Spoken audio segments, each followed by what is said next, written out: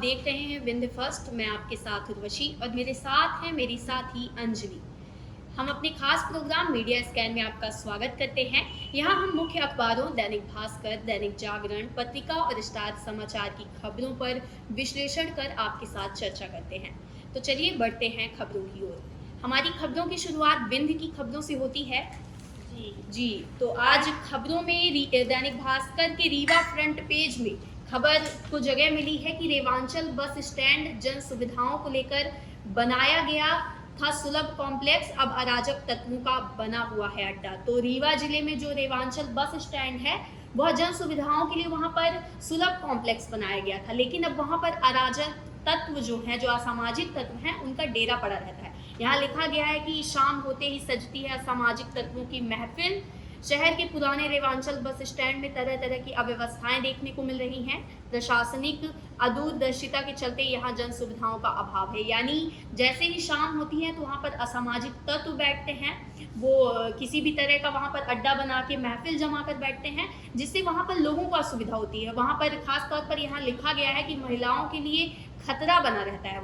वहाँ महिलाएं जाने से भी डरती हैं उनके लिए। और जाहिर सी बात है, जहाँ इस तरह का जमावड़ा बना रहेगा, जहाँ पर ऐसे लोग बैठे रहेंगे, वहाँ पर महिलाएं कैसे जाएंगी, कैसे सुरक्षित महसूस करेंगी।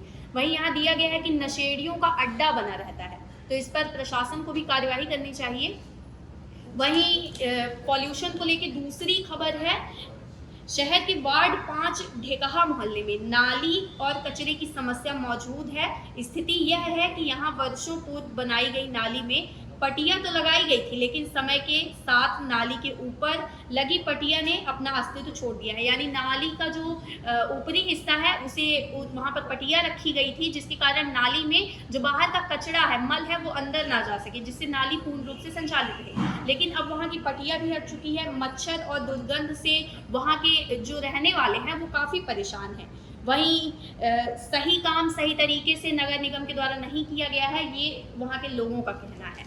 जी, अब हमारे अपनी अगली खबर की ओर बढ़ते हैं। तो विंध्य की खबर पे रहती है सबसे बड़ा तो हम लोग ये बता दें कि आजकल हमारे अखबारों के जो ऐड हैं वो नहीं निकल रहे हैं, क्योंकि हमारे यहाँ ऐड इसलिए नहीं निकल रहे हैं कि आचार संहिता लग चुकी है, जिससे हमारे लीड अखबारों में दैनिक जागरण, वो भास्कर, पत्रिका, इन अखबारों की लीड जो होता था पहले ऐड होते थे, लेकिन अब ऐड नहीं निकल रहे हैं कल से। तो चलिए हम खबरों की ओर चलते हैं। तो हमारी जो खबर है वो स्टार समाचार के सिटी स्टार पेज पर है। उसमें बताया जा रहा है कि राष्ट्रीय जूनियर एथलेटिक्स में रीवा के 4 खिलाड़ी चयनित हैं, जो एक हमारे रीवा के लिए सबसे गौरवान्वित वाली बात है कि हमारे रीवा के राष्ट्रीय जूनियर एथलेटिक्स में रीवा के 4 खिलाड़ी चयनित हुए हैं, जिसमें बताया जा रहा है कि ये राजस्थान में ये खेल होगा। इसमें 17 अक्टूबर से खेली जाने वाली राष्ट्रीय जूनियर एथलेटिक्स चैंपियनशिप में रीवा के 4 छात्र जो हैं वो प्रतिनिधित्व करेंगे, जिसमें पहले छात्र हैं केंद्रीय विद्यालय के आनंद तिवारी क्रमांक 2 से हैं, और छात्र 1 मानसी सिंह तोमर है। फिर दूसरी प्रांसी शर्मा सरस्वती स्कूल से हैं, और शिवम मिश्रा ITI कॉलेज से छात्र हैं।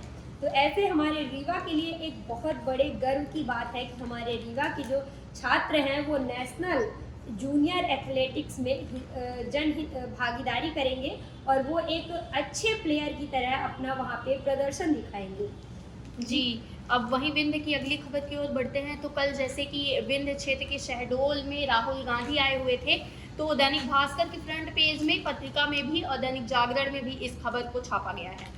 तो यहाँ दैनिक भास्कर की हेडलाइन है, मध्य प्रदेश संघ भाजपा की प्रयोगशाला, यहाँ मृतकों का इलाज होता है। यानी कि राहुल गांधी के कुछ बयान हैं जो उन्होंने कहे हैं।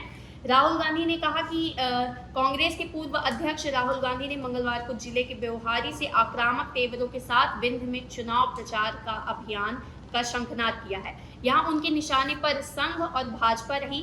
भाजपा के वरिष्ठ नेता लाल कृष्ण आडवाणी की एक पुस्तक का हवाला देते हुए कहा, RSS और भाजपा की लेबोरेटरी में गुजरात नहीं मध्य प्रदेश है, इस लेबोरेटरी में मरे हुए लोगों का इलाज होता है। इस तरह के उनके तीखे बयान रहे हैं। वहीं 4 कुछ ऐसे प्रमुख बिंदु भी दैनिक भास्कर में लिखे गए हैं, जो है कि भारत सरकार 100 रुपए खर्च करती है तो OBC वर्ग के लिए अफसर 5 रुपये का निर्णय लेते हैं। इस तरह के कई उन्होंने बयान दिए। साथ ही उन्होंने कहा है कि अगर कांग्रेस की सरकार आती है तो वो जातिगत जनगणना करवाएंगे। जी, वहीं हम अपनी अगली खबर की ओर बात करेंगे तो स्टार समाचार पे ही एक खबर है जो कि एक बेहद महत्वपूर्ण खबर है। बताया जा रहा है स्टार समाचार के आसपास के स्टार, ये पेज नंबर 4 है, इसमें कहा जा रहा है कि रघुराज सागर तालाब में जलकुंभी का डेरा है। मतलब जो रघुराज सागर का तालाब है वहाँ से कई गांवों का जो पानी का जीर्णोद्धार होता है उस तालाब से होता है। मुख्यालय से लगभग ये गोविंदगढ़ मुख्यालय से 20 किलोमीटर की दूरी पर स्थित रघुराज सागर तालाब में पानी भरा रहता है और इसके पानी से कई सारे गांव के लोग अपना घर चलाते हैं और कई गांव इसमें शामिल हैं। इसमें सैकड़ों वर्षों से लोग अपना जीवन यापन कर रहे हैं।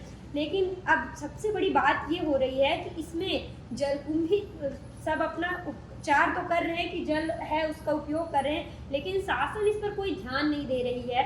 अब वो पानी का स्तर दिन ब दिन घट रहा है, वहाँ पे काफ़ी ज़्यादा प्रदूषण हो रहा है जिससे तालाब पूरी तरह से विलुप्त होने के उसमें आ गया है। तो स्टार समाचार में से बताया गया कि सैकड़ों गांव, एक नहीं बल्कि सैकड़ों गांव इस तालाब के पानी से अपना जीवन यापन करते हैं, लेकिन उसके बाद भी यहाँ प्रशासन कोई रवैया नहीं अपना रहा। प्रशासनिक इस पर उपेक्षा करता नजर आ रहा है। जो प्रशासन की उपेक्षा है वो बिल्कुल गैर जिम्मेदाराना नजर आ रही है। तो ये थी हमारी इसकी खबर। जी, वहीं दैनिक भास्कर के पोर्टल पर एक खबर है अनूपपुर में। यहाँ हेडलाइन है कि अनूपपुर में 17 वर्षीय युवक ने आत्महत्या की है। लिखा गया है कि अनूपपुर कोतवाली थाना के बैरी बांध गांव के समीप एक 17 वर्षीय नाबालिग युवक ने खेत के पास फांसी लगाकर आत्महत्या कर ली है। वहीं जानकारी के मुताबिक माता पिता ने युवक को काम की तलाश में शहर बाहर जाने की परमिशन नहीं दी, जिसके बाद उसने यह कदम उठाया है। तो एक तरह से देखा जाए तो बेरोजगारी का ऐसा आलम है विंध्य क्षेत्र में कि जिसके बाद युवक उसने बाहर जाना चाहा, लेकिन उसके माता पिता राजी नहीं हुए, जिसके बाद उसने ये बड़ा कदम उठाया है। जी, वहीं हम अपनी अगली खबर की बात करते हैं तो स्टार समाचार के सिंगरौली स्टार पेज पर है। सिंगरौली में आचार संहिता को लेकर कई सारे नियम कायदे चालू हो गए हैं, जिसमें बताया जा रहा कि नए कार्यों का नहीं होगा शिलान्यास और लोकार्पण। हमने कल भी बताया था कि आचार संहिता लगने के बाद कोई भी शिलान्यास और लोकार्पण नहीं होगा, जिसमें सिंगरौली कलेक्टर है वो बता रहे हैं कि इसमें हेडलाइन में है कि आदर्श आचरण संहिता का उल्लंघन करने पर होगी कड़ी कार्यवाही। कलेक्टर ने कहा है कि जो आदर्श आचार संहिता का उल्लंघन करेगा उसके ऊपर कड़ी कार्यवाही होगी। निर्वाचन आयोग द्वारा सिंगरौली जिले में विधानसभा क्षेत्रों के विधानसभा चुनाव को मद्देनजर रखते हुए 17 नवंबर को चुनाव होने हैं और जिनका 3 दिसंबर को मतगणना होगा। तो इसके मद्देनजर रखते हुए कहा गया है कि शासकीय कर्मचारी चुनाव प्रचार से नहीं होंगे। जो शासकीय कर्मचारी हैं वो चुनाव प्रचार में शामिल नहीं होंगे। मतदाताओं को कोई भी प्रलोभन करते अगर पाया गया तो उनके ऊपर सख्त निर्देश दिया जाएगा और कहीं भी आपको सभा करनी है तो उसकी लिखित अनुमति के साथ ही आप सभा कर पाएंगे। इसमें कोई भी राजनीतिक दल उम्मीदवार सक्षम प्राधिकारी और लिखित रूप से इसमें सभा सम्मेलन में अगर कोई भी भागीदारी प्रशासनिक लेगा उसके बाद ही वह सभा कर पाएगा। तो सिंगरौली कलेक्टर ने ये बड़े उसमें आदेश दिए हैं कि अगर ऐसा इन आदेशों का पालन नहीं किया गया तो उनके ऊपर सख्त कार्यवाही की जाएगी। शासकीय भवन जो हैं उनसे नए जो निजी पोस्टर हैं उनको हटाया गया है, बैनर को हटा दिया गया है। कलेक्टर अरुण परमार जी जो है वो अपने कई विभागों को ये कार्य सौंप दिए हैं कि जहां भी प्राइवेट वो लगे हैं सरकारी बैनर, शासकीय भवन है उनमें प्राइवेट बैनर लगे हुए हैं, उन्हें तत्काल प्रबंधन के साथ हटा दिया जाए। और पुलिस को भी चाक चौबंद कर दिया गया है कि आप अपनी व्यवस्थाओं को लेकर एकदम तैनात रहें। तो सिंगरौली में जो कलेक्टर है अरुण परमार वो एकदम सख्त दिखाई दे रहे हैं। जी, वहीं अगली खबर की ओर बढ़ते हैं तो दैनिक भास्कर की रीवा फ्रंट पेज में खबर है ट्रेन को लेकर। तो यहाँ लिखा गया है कि इंटरसिटी ट्रेन की सीटें फटी, पानी भी हो जाता है खत्म। यानी रीवा से जो जबलपुर के लिए इंटरसिटी ट्रेन चलती है उसकी हालत गंभीर बताई गई है। यहाँ लिखा गया है कि इस ट्रेन की न सिर्फ सीटें फटी हुई हैं बल्कि पानी भी खत्म हो जाता है। एक दिन पहले ऐसी ही स्थिति रही जब जबलपुर से रीवा आ रहे यात्रियों को ट्रेन में पानी के लिए परेशान होना पड़ा। तो ये एक बड़ी समस्या है कि अगर ट्रेनों की सीट फटी हुई है, अगर ट्रेनों में पानी ही उपलब्ध नहीं हो रहा है तो वहाँ पे जो व्यवस्थाएं हैं वो पूरी तरह से बिगड़ गई हैं। जी अब हमारी अगली खबर है दैनिक जागरण के जागरण रीवा पेज पर, जो हम बात करेंगे विंध्य की कुछ बातें हैं इसमें मुख्य रूप से दर्शाई गई हैं। तो राजशाही छीनी तो लोकशाही की ओर बढ़ाया कदम। हमारे विंध्य पे कुछ ऐसे राजशाही लोग थे जिनकी राजशाही छीनी तो वो लोकशाही की ओर रुख किए। इसमें बताया जा रहा है कि विंध्य के 3 राजघराने लोकतंत्र की चौखट पर दरवाजा खटखटा रहे हैं। राजवाड़े के 9 उत्तराधिकारी अब जनता के दरबार में हैं, जिसमें अब ये जागरण एक तरह से एनालिसिस किया है पूरी तरह से। इसमें बताया जा रहा कि पहले राजा थे लेकिन अब लोकतंत्र का दरवाजा खटखटा रहे हैं, जिसमें हमारे कुंवर अर्जुन सिंह हैं, उसमें महाराजा पुष्पराज सिंह भी शामिल हैं और उनके अर्जुन सिंह के बेटे अजय सिंह, पुष्पराज सिंह के बेटे दिग्विजय सिंह। रीवा महाराजा आज़ादी के 24 साल बाद राजनीति के क्षेत्र में उतरे हैं। आज़ादी के मतलब जब 24 साल पूरे हो गए हैं उसके बाद वो राजनीति में कदम रखे हैं। जो बताया जा रहा है कि रीवा राजघराने में राजनीति में पदार्पण किया गया था। तत्कालीन रीवा राज्य के अंतिम राजा मार्तंड सिंह जो थे वो लगभग 2.5 दशक की लोकतंत्रीय व्यवस्था से दूर रहे। 1771 में वह लोकतंत्र के हिस्से में सांसद के रूप में पार्लियामेंट पहुंचे थे। जो मार्तंड सिंह थे वो 1717 में बताया जा रहा कि लोकतंत्र में सांसद के रूप में पहुंचे थे। अब जो 2023 में चुनाव होने हैं, उनके पौत्र दिव्यराज सिंह 2023 में सिरमौर विधानसभा से उनको टिकट दे दिया गया। अभी जो 2018 में हुआ था चुनाव, उसमें भी वो वहाँ से विधायक थे, अब उनको फिर से उतार दिया गया है। वही चुरहट का राजघराना कुंवर अर्जुन सिंह का जो जाना गया है, चुरहट में वो एक नेता से लेकर केंद्र तक की राजनीति में उनका हाथ रहा। अब वहाँ से जो उनके बेटे हैं अजय सिंह, वो भी राजनीति में पूरी तरह से रुख कर चुके हैं। और नागौद का राजघराना जो है, वो नागौद के राजघराने में भी ये सक्रिय जो भूमिका निभाई है। 1977 से इनका राजनीतिक हस्तक्षेप हो गया है और अब 2014 में भी वो वहाँ से चुनाव जीते, विधायक बने। अब इस बार भी उनको चुनाव में प्रतिनिधित्व दिया गया है। तो ये थे हमारे विंध्य के कुछ ऐसे जो पहले राजशाही में थे, अब लोकशाही की ओर रुख कर रहे हैं। जी, तो ये थी हमारी विंध्य की खबरें। अब हम बढ़ते हैं स्टेट की खबरों की ओर। तो पत्रिका के फ्रंट पेज में एक बड़ी खबर है कि ग्वालियर कोर्ट ने कहा दुष्कर्म में पीड़िता दोषी नहीं होती है, दुष्कर्म पीड़िता के बच्चे को किसी को गोद दे। ये मामला गुना का था, गुना जिले का था, जहां पर एक 13 साल की दुष्कर्म पीड़िता के बच्चे के मामले में अहम फैसला दिया गया है। 32 सप्ताह से ज़्यादा होने पर मेडिकल कारणों से गर्भपात की अनुमति नहीं मिली, यानी कि जो 13 वर्ष की बच्ची है उसके साथ दुष्कर्म हुआ, जिसके बाद वह गर्भवती हो गई थी, लेकिन किसी भी तरह 32 महीने पूर्ण हो चुके थे, जिसके बाद जो डॉक्टर्स थे उन्होंने गर्भपात करने का, अबॉर्शन करने का अनुमति नहीं दी, जिसके बाद उसने बच्चे को जन्म दिया है। और कोर्ट ने ये फैसला किया है कि उस बच्चे जो पीड़िता है उन्होंने बच्चे को साथ रखने से मना कर दिया क्योंकि उनकी अभी ये आयु नहीं है, जिसके बाद ग्वालियर कोर्ट ने ये महत्वपूर्ण फैसला किया है कि इसमें ना तो जो पीड़िता है उसकी गलती है और ना ही बच्चे की गलती है, तो बच्चे को किसी को गोद देने के लिए कहा गया है, ये फैसला लिया गया है। जी, वहीं पत्रिका के ही पेज पर है, हाईवे पर 50 मीटर रेलिंग तोड़ते हुए पलटे गैस के टैंकर में भड़की आग। ये खबर दैनिक भास्कर में भी है। ये खबर है नरसिंहपुर लखनादौन हाईवे पर गैस टैंकर 50 मीटर डिवाइडर की रेलिंग तोड़ते हुए पलट गया, आग भड़की और दोनों तरफ से वाहनों की आवाजाही बंद हो गई। पुलिस ने 2 दमकलों से आग बुझाने के साथ ही जबलपुर से गैस की आग बुझाने वाली विशेष फोम दमकल बुलाई है। रात 8:30 बजे करीब आग पूरी तरह से नहीं बुझ पाई, यानी ये मामला दिन का है और रात तक भी इस पर काबू नहीं पाया गया। जी, और वहीं राज्य की एक और बड़ी खबर है, पत्रिका का ये एनालिसिस कह सकते हैं कि युवा बोले खुशखबरी आते अचानक लग जाता है ब्रेक, यानी जब भी नौकरी की खुशखबरी आती है घरों में तो उस पर अचानक ब्रेक लग जाता है। यहाँ लिखा गया है कि अब चुनाव आचार संहिता लागू होने से सरकार भी असहाय हो गई है। लाखों बेरोजगारों पर लापरवाह सिस्टम की मार, यानी जो लाखों बेरोजगार है मध्य प्रदेश के, वो उन पर सिस्टम की मार है, यानी वो सिलेक्शन भी होता है उसके बाद भी नियुक्ति नहीं मिलती है, जिसमें यहाँ पर कई प्रमुख भर्तियां और उनका हल ही नहीं निकला है। तो यहाँ पर लिखा गया है कि 6,755 पटवारी पदों पर 2190 ग्रुप 2 पदों पर नियुक्ति प्रक्रिया अधर में ही रह गई।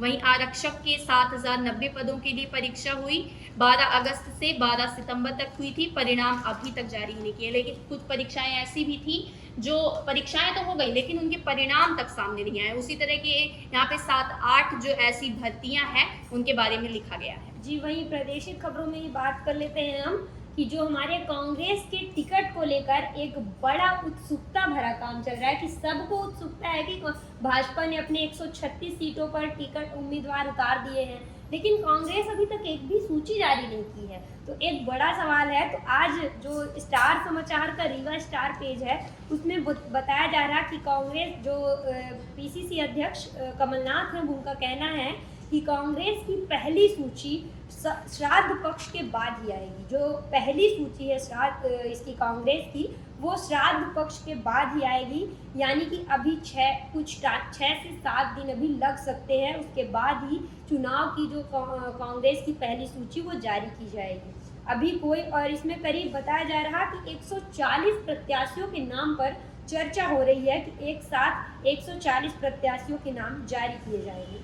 तो ये थी हमारी प्रादेशिक खबरें। अब हम बढ़ते हैं अपनी नेशनल खबरों की ओर। जी, तो नेशनल खबरों में पत्रिका के पेज पर है सुप्रीम कोर्ट का एक बयान है कि अगर हर मामले हमारे पास आएंगे तो देश कैसे चलाएंगे। यानी कोई भी मुद्दा, देश के सभी मुद्दे एक बराबर होते हैं, सभी मुद्दे जरूरी होते हैं, अर्जेंट होते हैं, लेकिन उसके बाद भी सुप्रीम कोर्ट का ये कहना है कि अगर हर मामले हमारे पास आएंगे तो फिर देश कैसे चलाएंगे। यानी कि उनका कहना है कि जो बड़े मुद्दे हैं, जो उच्च स्तरीय या फिर राज्य स्तरीय उसको सॉल्व नहीं किया जा सकता है, तो वो मामले हमारे पास आए। उन्होंने कहा है कि सुप्रीम कोर्ट ने मंगलवार को कहा कि देश में ऐसे हजारों मुद्दे हैं जिन पर ध्यान दिया जाना चाहिए, लेकिन शीर्ष अदालत हर मामले को सुनकर खुद को निष्क्रिय नहीं कर सकती।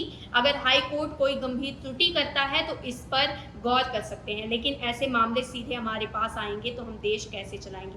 सीजेआई डीवाई चंद्रचूड़ ने केरल के बंदी हाथियों से संबंधित हस्तक्षेप किए।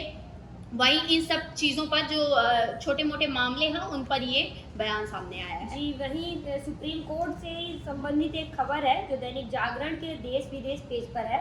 उसमें बताया जा रहा है कि एससी के 26 हफ्ते की प्रेग्नेंट का अबॉर्शन रोका, एम्स ने कहा कि बच सकता है बच्चा। और एक स्टार समाचार में भी ये खबर है कि जो 26 हफ्ते का एक बच्चा है उसको अबॉर्शन से रोका जा सकता है। तो ये है, इसमें बताया जा रहा है कि एक माँ की अपील है कि मेरे 2 बच्चे हैं, आर्थिक रूप से इस हालत में नहीं है कि तीसरा बच्चा पाल सके। तो जो उसका बच्चा है वो 26 हफ्ते का है और वो बताया जा रहा है कि वो 2 बच्चे की ऑलरेडी माँ है, लेकिन तीसरा बच्चा जो है वो आर्थिक रूप से इतनी असहाय है कि अपने तीसरे बच्चे को पालन पोषण नहीं कर सकती है। तो सुप्रीम कोर्ट के कुछ निर्देश हैं जिनमें हम आपको बताते हैं कि गर्भपात के लिए 2021 में किए गए संशोधन कुछ विशेष श्रेणी की महिलाओं के मेडिकल गर्भपात के लिए गर्भ की समय सीमा 20 हफ्ते से बढ़ाकर 24 हफ्ते यानी कि 5 से 6 महीने कर दिया गया। इस संशोधित कानून के तहत रेप पीड़िता, कौटुंबिक और व्यभिचारी, नज़दीकी रिश्तेदार के द्वारा यौन उत्पीड़न की शिकार या नाबालिग 24 हफ्ते तक के गर्भवती को मेडिकल टर्मिनेट द्वारा वो अबॉर्शन करा सकती हैं।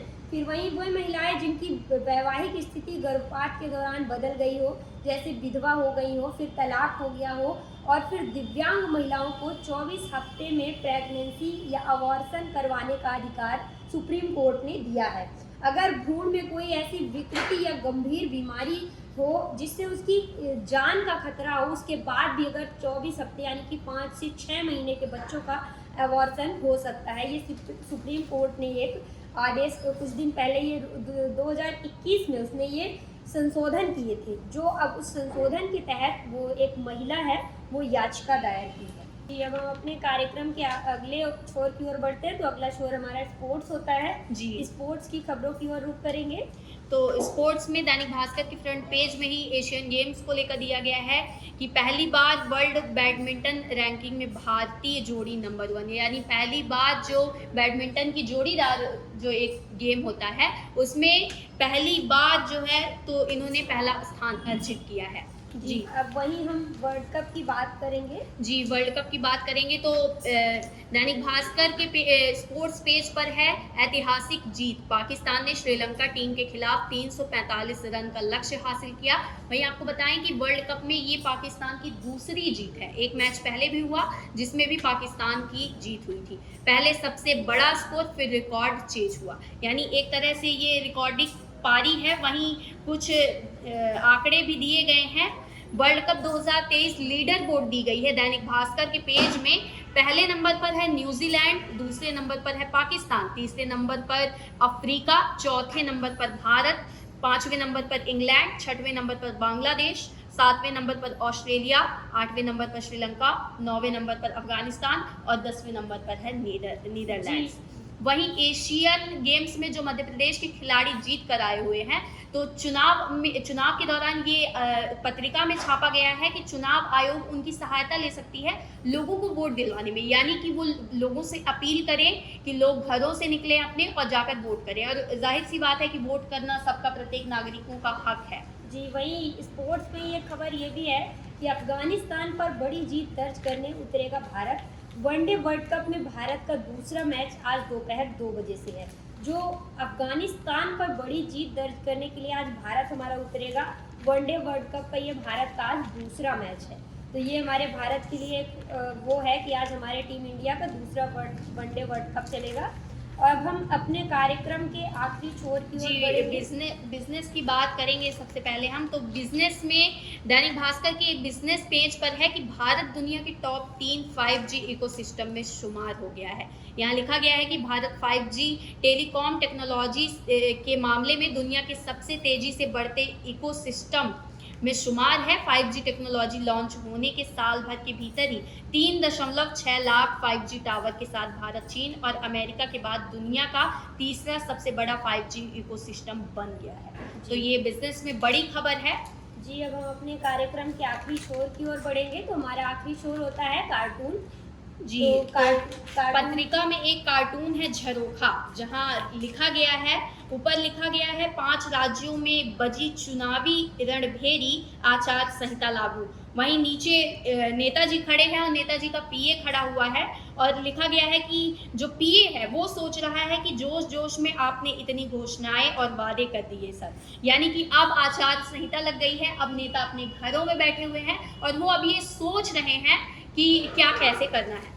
वहीं दैनिक भास्कर में भी एक कार्टून है नोक-झोंक, उसमें भी चुनाव को लेकर ही है कि एक जो पुलिस है वो पूछ रही है कि आचार संहिता में इतने रुपए कहाँ ले जा रहे हो। एक गाड़ी है जिसमें अंदर की तरफ एक आदमी, एक सज्जन बैठे हुए हैं और वो कह रहे हैं कि बच्चे की स्कूल फीस है सर, यानी एक तरह से ये घूस भी कही जा सकती है कि जब कोई गाड़ी में लेके जाता है तो उसे रोकने पर वो आचार संहिता, पहले तो कह दिया जाता है कि विकास कार्यों के लिए जा रहे हैं, लेकिन अब ये सवाल है कि अब तो आचार संहिता लग गई है, अब इतने पैसे लेकर कहाँ जा रहे हैं। जी, तो ये थे हमारे कार्यक्रम के मुख्य बिंदु।